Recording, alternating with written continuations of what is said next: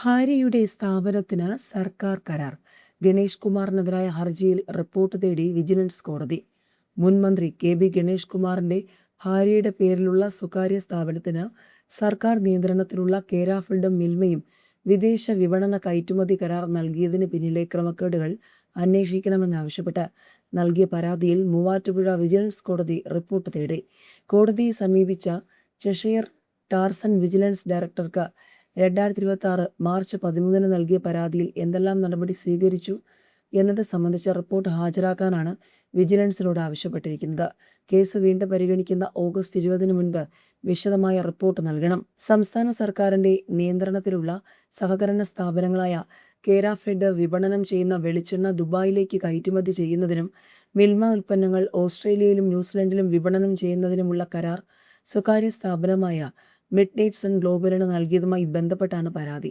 മന്ത്രിയുടെ ഭാര്യ ബിന്ദു മേനോന്റെ ഉടമസ്ഥതയിലുള്ള സ്ഥാപനത്തിന് നടപടിക്രമങ്ങൾ പാലിക്കാതെയും ഔദ്യോഗിക പദവി ദുരുപയോഗം ചെയ്തും കരാറുകൾ നൽകിയെന്നാണ് ആരോപണം.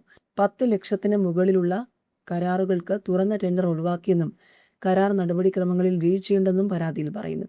വിവരാവകാശ അപേക്ഷയ്ക്ക് കൊമേഴ്സ്യൽ കോൺഫിഡൻസ് പരിധിയിൽ വരുന്നതിനാൽ രേഖകൾ നൽകാനാവില്ലെന്ന മറുപടിയാണ് കിട്ടിയതെന്നും മിൽമ ഡെപ്യൂട്ടി ജനറൽ BS നിഷയെ സാക്ഷിയാക്കണമെന്നും പരാതിയിലുണ്ട്. കഴിഞ്ഞ ദിവസങ്ങളിൽ ഗണേഷ് കുമാറിനെതിരെ ആഞ്ഞടിച്ച് സുകുമാരൻ നായരും രംഗത്ത് വന്നിരുന്നു.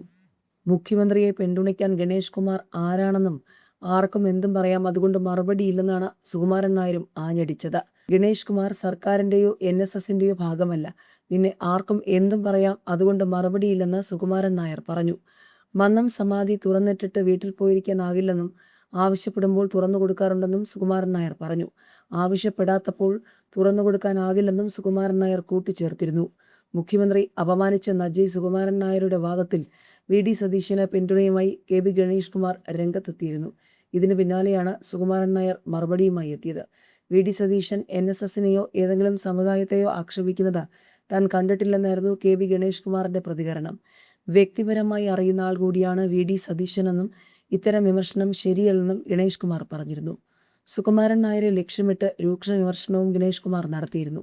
ഏകാധിപതികൾക്ക് പിടിച്ചു നിൽക്കാനാകില്ലെന്നും അവർ തകർന്നു പോകുമെന്നാണ് പരാമർശം. മന്നത്താചാര്യന്റെ സമാധി മന്ദിരം എല്ലാവർക്കുമായി തുറന്നു നൽകണമെന്നും ഗണേഷ് ആവശ്യപ്പെട്ടു. ഡയറക്ടർ ബോർഡിൽ നിന്നും പുറത്താക്കിയതിൽ നീതിയുണ്ടോ എന്ന് പരിശോധിക്കേണ്ടത് സമൂഹമാണ്. മര്യാദയുള്ളവർ നീതി പുലർത്തുമെന്നും ഗണേഷ് കുമാർ പറഞ്ഞിരുന്നു.